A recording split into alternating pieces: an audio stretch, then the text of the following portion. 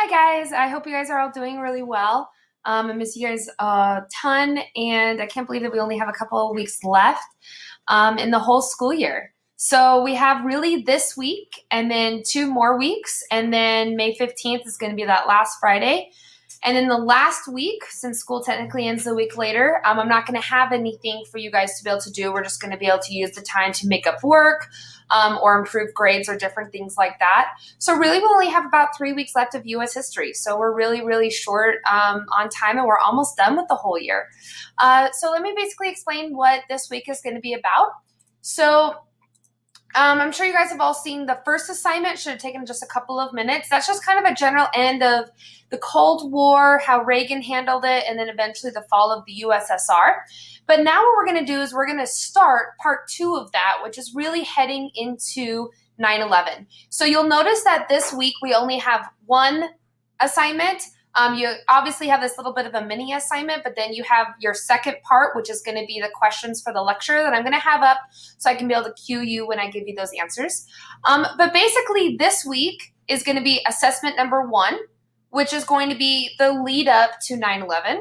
Next week, we're going to learn about 9/11, and then we'll quiz on that. So next week, you will not have a quiz. You will just learn about 9/11. And then I'll probably, actually, now that I think about it, I'll probably just put out the 9/11 quiz next week so that you can do it right after you've learned this, so you don't have to wait too long. But this week's stuff will be in conjunction with that 9/11. So now that I think about it, we will have a quiz. I'll just have that open for you to be able to do so that you don't forget the information from this PowerPoint. So you should have the lecture video questions up, which are the ones that look right over here on the right. And I'm going to go ahead and answer those as we go through this. And again, if you have any questions, let me know.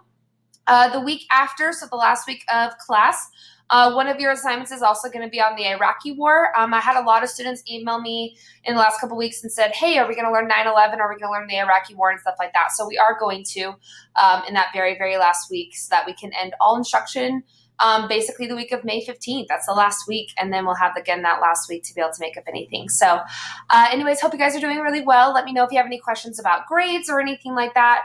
Or if you just want to say hi and check in with me. I miss you guys a ton. So anyways, let's get started. So basically, the roots of 9/11 actually starts with the Cold War.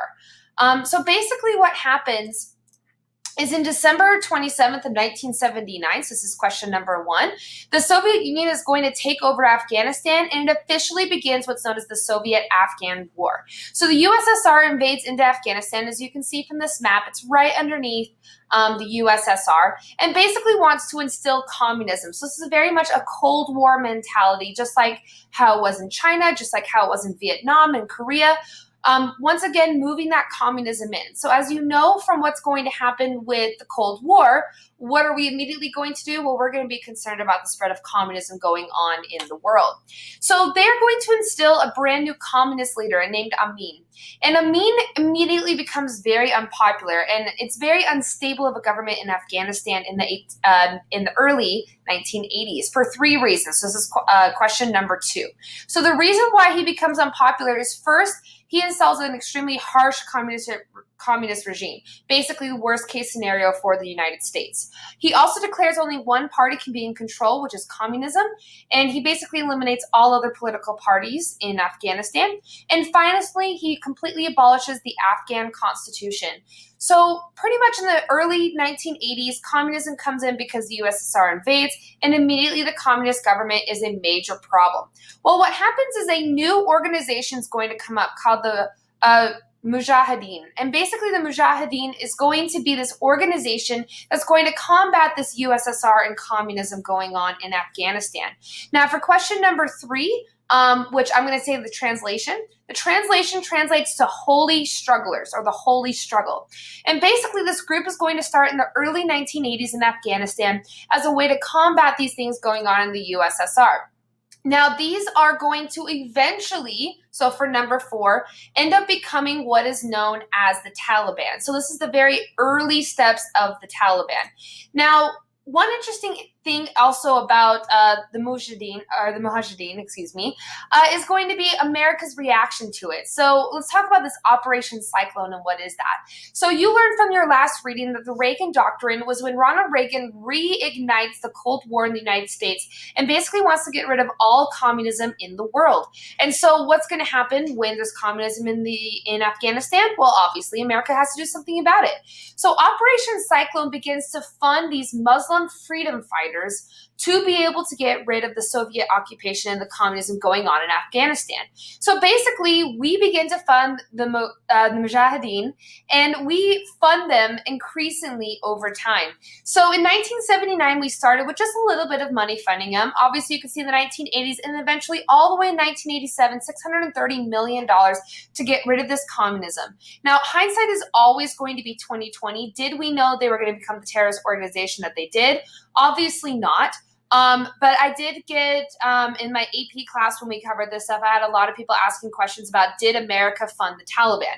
No, they did not. They funded the Mujahideen.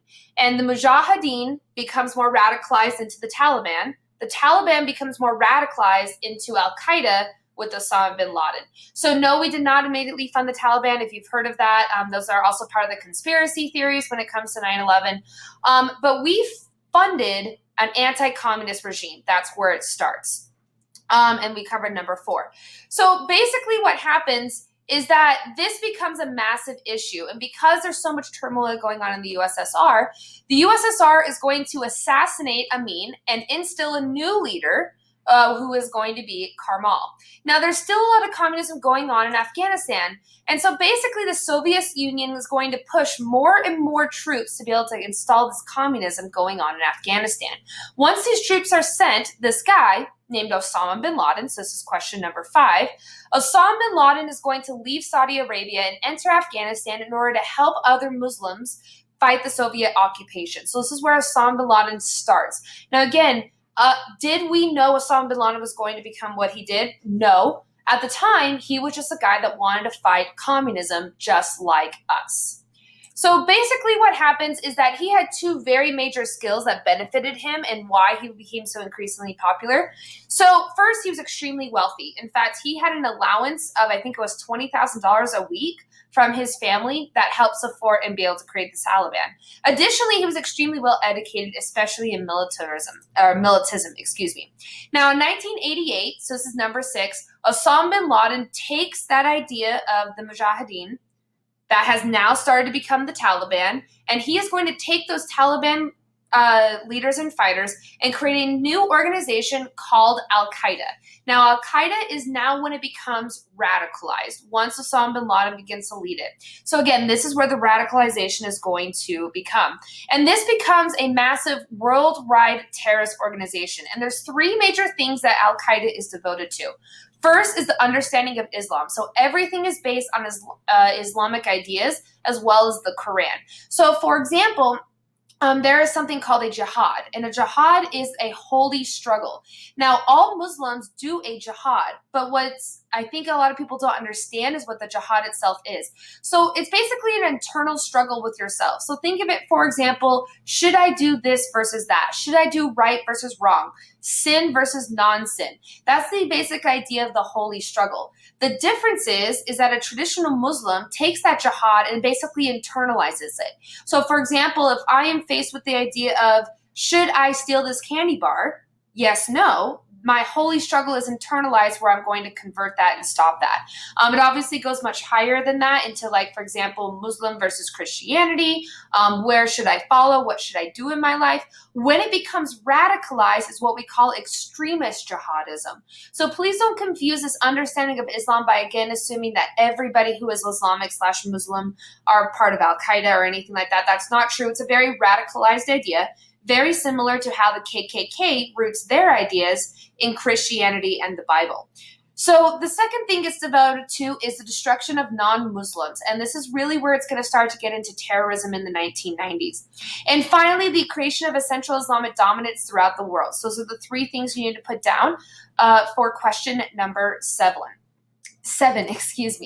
Now, Bin Laden viewed non-Muslims, so this is going to be into number 8, He viewed non-Muslims as well as the governments of countries such as the United States, the Soviet Union, and Great Britain, those are his biggest rivals, as one, oppressors who stole Islamic resources, so basically oil especially, or other Islamic resources at the time in the Middle East, as well as their occupations and the aiding of non-Muslim or unworthy Muslim governments. So basically the two ideas is one, the United States is exploiting Islamic resources, and two, they're helping fund or deal with people who are not supportive of or non-Muslim or unworthy Muslim governments.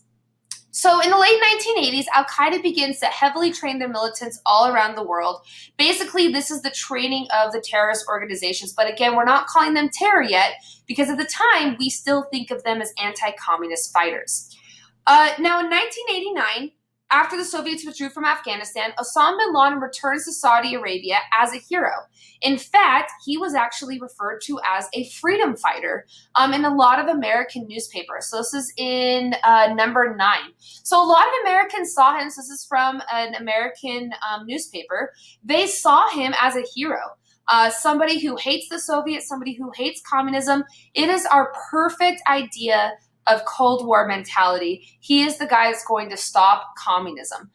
So we saw him as a really great guy. It's when it begins to convert to a new thing that it begins to change. So in 1990, this is where we get into Saddam Hussein, which we're especially going to talk about more when we get to the Iraqi-Iranian wars, or Iraqi-Afghanistan wars, excuse me. So in 1990, Saddam Hussein, who is going to be the leader of Iraq, is going to invade into Kuwait. Now, when he goes to invade into Kuwait, basically here was his idea. He believed that Kuwait was never its own country, even though technically Kuwait was actually organized as a country before Iraq. Regardless, he believes that the Kuwait land is actually Iraqi land and that it is actually an additional province. So he invades into Kuwait and he annexes it, which basically, if you remember what we talked about with Hawaii and the Philippines, he basically says Kuwait is now the 19th province of Iraq. Well, a lot of people had a problem with this, right? All of a sudden you have a country invading another and saying we are going to annex them. And so basically America begins to respond by massively sending forces to stop this invasion. So here's your little meme for the day. So the United Nations as well as the United States is going to massively begin to get a whole bunch of military over into the Middle East to stop Saddam Hussein, who has invaded now into Kuwait. Well, America, this is actually when the Air Force becomes the really cool Air Force that you know of today. So this begins what is known as the Gulf War, otherwise known as Operation Desert Storm. So this is again number 10 and 11. So in the Gulf War and Operation Desert Storm, this is a very, very short conflict. America starts by sending all of their Air Force into Kuwait as well as Iraq and beginning massive bombing campaigns right on the border of Iraq as well as Kuwait. This is also where we get some of our really cool Air Force military weapons that you've heard of a lot. So for example, the start of stealth bombers, the Tomahawk, and the cruise-guided missiles. This also starts our nighttime of being able to shoot missiles at night and have them as guided in the nighttime, as well as smart bombs, which basically can hit a very specific target. As soon as we had massively bombed them, we begin the massive land military invasion of Kuwait, which is Operation Desert Saber, and we quickly defeat Saddam Hussein in Kuwait, and he is sent back into Iraq. And that's really going to become important, not necessarily with 9/11, but later on when we talk about Iraq and why we entered Operation Iraqi Freedom. So in 1992, Osama Bin Laden becomes extremely extremist. This kind of begins the terrorist cell organizations. And he becomes angry at the presence of the United States troops on Saudi soil, and basically Saudi Arabia banishes Osama Bin Laden and he lives in exile. This is when he begins to get very, very angry at the United States. We're going to skip that. So in February 26th of 1993, this begins the first major terrorist attack around the world. And it's actually at the World Trade Center. So this is in, this last slide was number 12. Now we're on number 13. So basically they begin this bombing at the World Trade Center. And we've talked about this before, but as a quick reminder, Basically, it was to get rid of the Twin Towers. Now, I always hear all the time, why did they pick the Twin Towers? The reason the Twin Towers were selected in both terrorist attacks, both in 1993 and 2001, is because they were symbols of capitalism. Did they need this massive, tall building? No. Did they need to be the tallest building in the world? No. Every single floor was mostly finance businesses and different things like that, real estate, very much capitalism. It was the perfect symbol of capitalism. So what they had planned to do was they set off a bomb in the parking lot of the World Trade Center. What they wanted to have happen is the bomb would go off, and in theory, what it would do is it would destroy this entire level of the parking garage, therefore collapsing the entire Twin Towers. That was the goal. Well, unfortunately, that's not what happened. Instead of going outward, it instead went downward and basically destroyed multiple levels of the parking garage. And the Vista Hotel, which was also damaged in 9/11, received the most damage. And really the only major damage to the World Trade Centers itself was smoke inhalation and damage, as well as smoking up the shaft, which is interesting because in 9/11, it actually had a very similar thing that happened as well. So basically, you had this terrorist attack, and this becomes the first major concern of terrorism throughout the world with what had happened. Now, we talked about this previously as well, but if you go to the 9/11 monument in New York City, they do have the names of the 1993 deaths that did end up happening, and they have that on the memorial, which I thought was really cool when I went there. So in 1994, so this is in number 14, in 1994, this is really when it becomes terrorism. This is when it starts. So basically, Osama Bin Laden, under his leadership, Al-Qaeda begins massively funding and organizing terrorist attacks around the world, having this idea of extremist jihadism of the Muslim religion. And basically, the Saudi government is going to eventually relinquish his Saudi citizenship. His family cuts him off, which makes him even more radicalized. Now, in the mid-1990s, several different major terrorist attacks happened throughout the world. So this is about to be number 15. I'm about to go through all 4 of them. The first one is going to basically be the death of several U.S. soldiers in Somalia. Basically, what happens is a helicopter, which is flying in the area of Somalia, gets shot down. And basically what happens is when it's shot down, the members of the helicopter are going to begin to defend it. It becomes a massive thing with the Somalis versus the United States military. If you've ever seen the movie Black Hawk Down, that's what this is talking about, which is again funded by Al-Qaeda and different things like that. Then in Saudi Arabia, there's a massive truck bombing. And basically what happens is, if you notice how massive this crater is, a truck basically parked right outside of this tower, exploded and killed 19 people, injuring 500 people. Then in Egypt, you had the Luxor. And I heard if you're an AP Art that you know of this temple. Apparently it's in AP Art. I didn't know that. But basically, this was a temple that was in Egypt that several people went to for tourism and different things like that. And then a guy went into the temple and ended up shooting and killing, I think it was around 80 people altogether. And then several U.S. embassies throughout Africa began to get attacked, with several people died, not just United States people as well, but also Africans. So in 1996, Sudan is going to exile Osama Bin Laden, and that's when he moves to Afghanistan, which is where he's going to set up his Taliban operations. He begins to work with the Taliban militia, who again were the Mujahideen, that has now become radicalized. And then now he's going to begin to fund and lead the Taliban in Afghanistan. In the late 1990s, he begins to massively train his Al-Qaeda and Taliban militants, and also begins creating multiple camps throughout the world, basically known as secret terrorist cells, to be able to increase terrorism throughout the world. Making sure I haven't missed anything. So this one is number 16. So in 1996, he begins to issue what are called a fatwa. Now, a fatwa is basically a massive religious statement, and these fatwas are published all the way up until his death.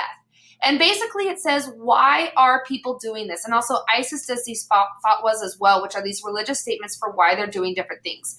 And basically this declares an absolute holy war against the United States. Again, like we talked about before, two major concerns is one, taking of natural resources, especially oil in the Muslim world.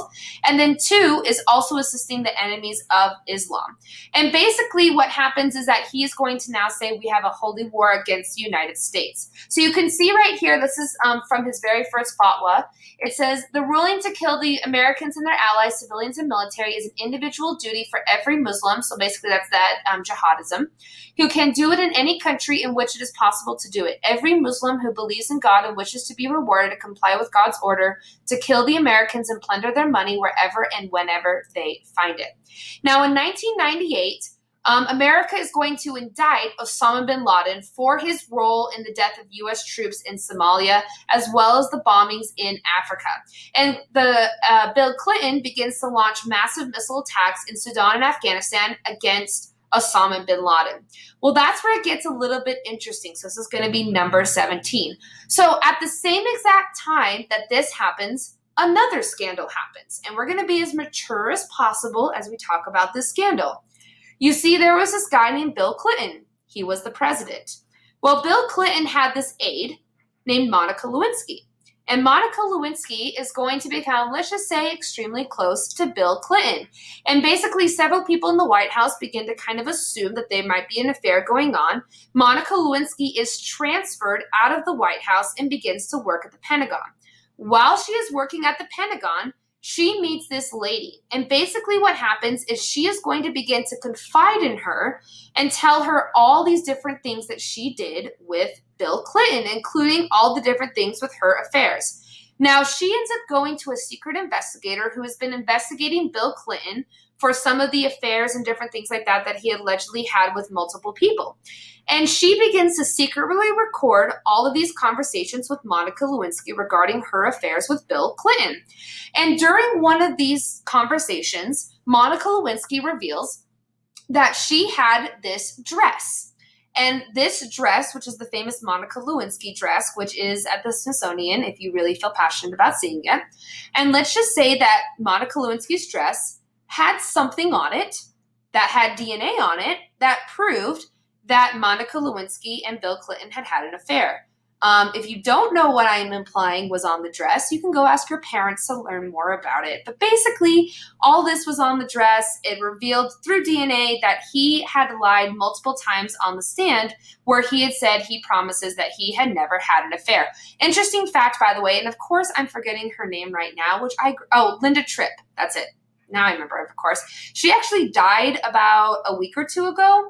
So you might have seen Bill Clinton affair stuff in the news because she had just barely died. It ended up ruining pretty much her career and personal life because she became known as this person who revealed the Bill Clinton affair.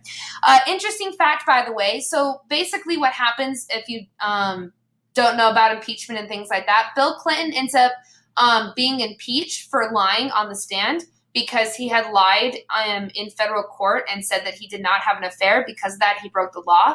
He was impeached in the House, but was not convicted in the Senate. Very interesting comparative to Trump's impeachment. During Trump's impeachment, all of the Republicans supported Donald Trump. That's why it did not get confirmed in the Senate. I believe there was only one or two Republicans that ended up switching sides. In contrast, in Bill Clinton's impeachment, the Democrats, 100% of Democrats voted to impeach him. And he was a Democrat. So I think it's really interesting to compare the two different impeachments. Another interesting fact is about the Monica Lewinsky affair, is that after you leave the White House, the National Portrait Gallery, which is the Smithsonian, paints a famous portrait of you, and all the presidents have this. Well, Bill Clinton's official portrait from the Smithsonian is this portrait. And you're like, oh, that's so sweet, it's cute. Well, what happened is that the painter, after this was revealed, if you notice this shadow right here, he revealed that he had purposely drawn in the Monica Lewinsky dress, or painted into the famous Bill Clinton portrait. And this portrait still hangs at the Smithsonian. Bill Clinton was so mad that he encouraged so this is at the Smithsonian, so if you go, you can go see the Monica Lewinsky dress. And basically, he encouraged the creation of a new portrait, so he helped commission a brand new portrait, which is this one, and he also paid for it to be in the Smithsonian Gallery. However, the other one is still there, but this one's about 4 times bigger to try to cover up the other one that shows the Monica Lewinsky dress. Now, what does this have anything to do with Al-Qaeda, terrorism, and things like that?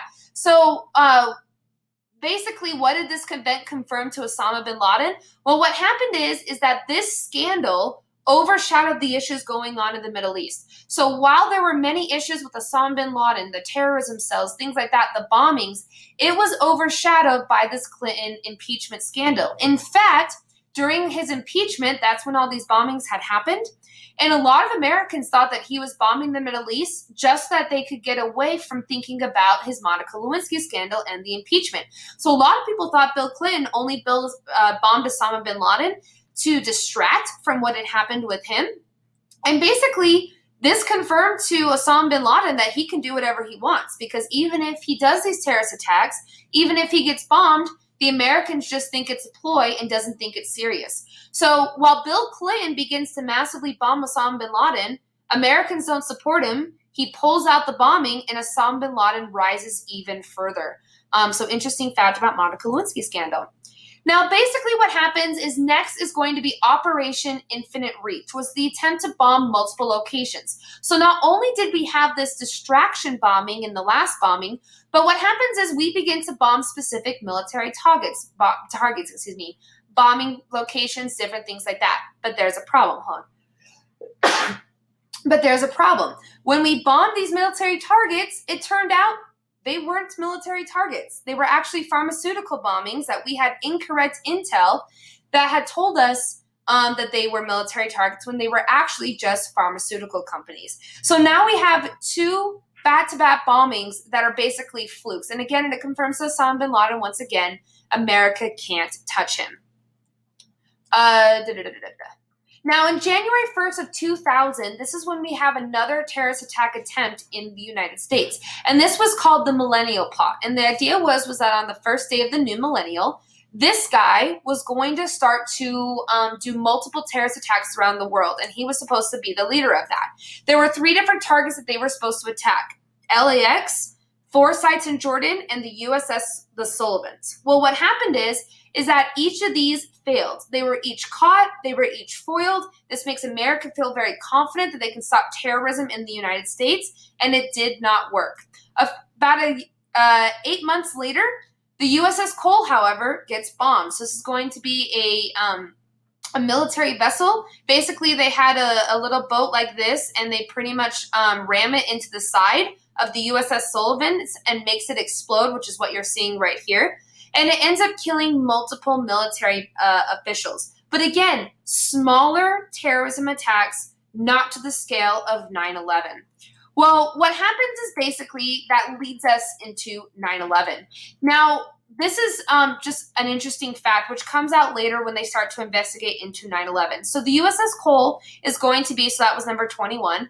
The USS Cole is going to be in October of 2000.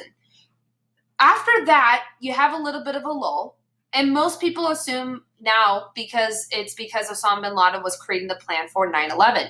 Now, in August of 2001, a report is released that claims that Osama bin Laden is going to strike the United States. Now, George W. Bush is handed this while he is at his ranch in Texas. And he basically delegates it. And again, hindsight is always going to be 20/20. He delegates this out to investigate. And again, America receives so many threats every single day. So I don't want this to become a conspiracy. Should America have known? What could it have been? There's so many different things. But basically the idea is that because of the fact that the Millennial Plot fails, the idea comes out that he is going to once again strike. Now, this is, again, a couple of weeks before 9/11. The day before 9/11, America receives 2 messages that they basically capture with intelligence. Now, again, another thing to remember about this is America receives about I think I saw the statistic of 1.3 million of these messages per hour. So every hour you're disseminating this information. Regardless, though, America intercepts 2 messages. One says the match is about to begin, and one says tomorrow is 0 hour. Neither of these messages were interpreted until the day after 9/11. And again, you can always say, why didn't we know? That should have been obvious. The CIA did end up coming out with an official investigation a few years after 9/11 that said even if they had interpreted this the day before, there is no way they could have stopped 9/11 with just these two messages.